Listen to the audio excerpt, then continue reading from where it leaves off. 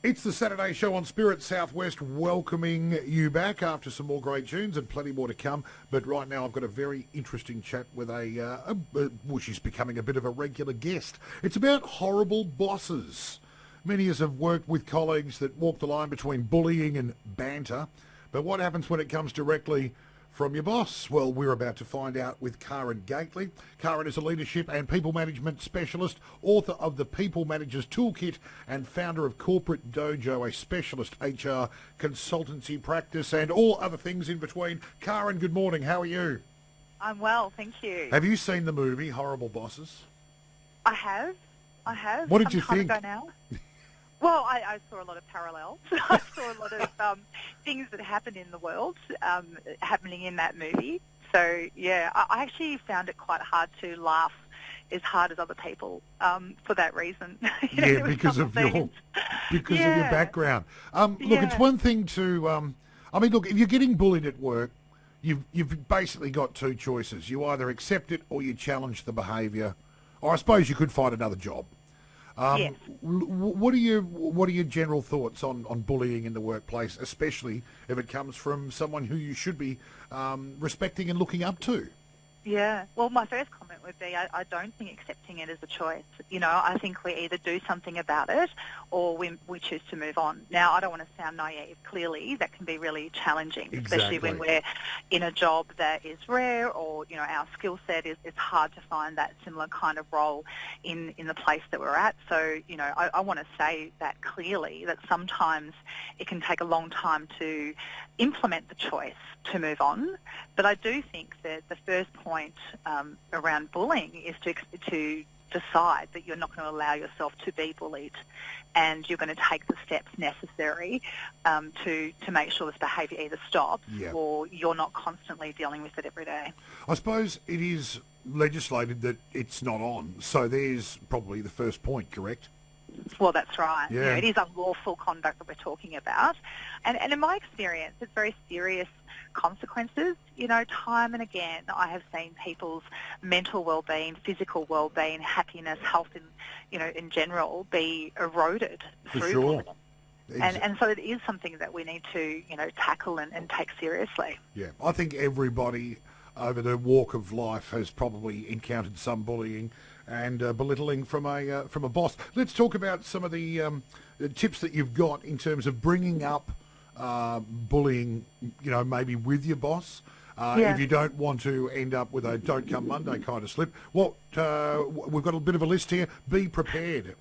Yeah, that's right. So with most circumstances, it's reasonable that you're going to feel emotional about the situation. So the more you can do to slow the situation down and actually be prepared for the conversation by actually thinking through what's the specifics, what is it that happens that makes me feel uncomfortable, and, why do I feel uncomfortable? So, really laying it out before you then start to have the conversation will help you to at least stay on track and at least start the conversation well. Okay. Point number 2, hold the bully accountable. And that's about that choice that I was talking about before, that you do need to look someone in the eye and honestly tell them that the way in which they're behaving is having a detrimental impact on you.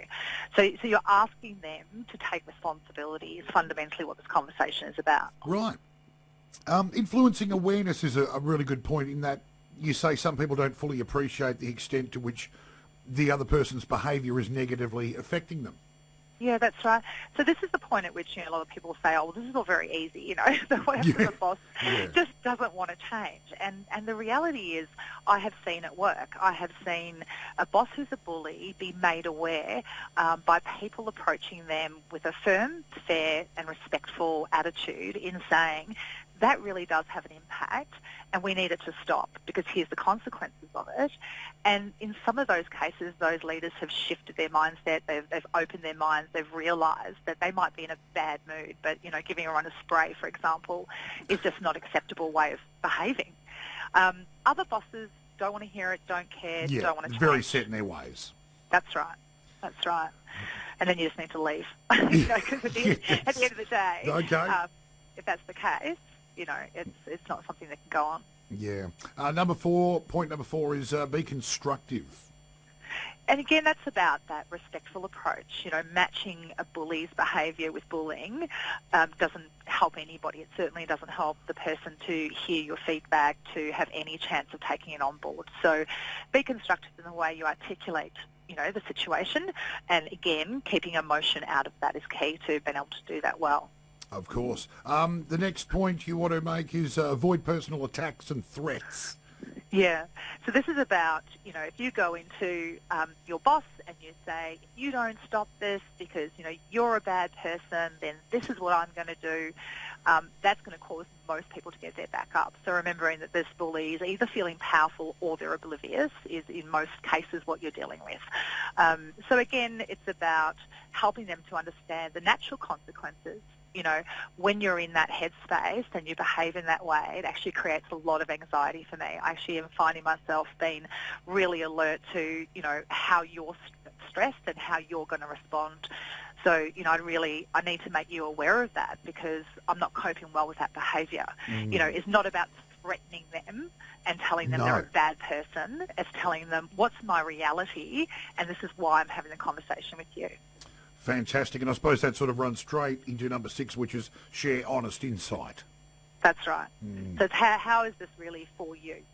And again, whilst you may honestly feel that the person is a horrible boss, you know, telling them that they're a horrible boss is not helpful information in the situation.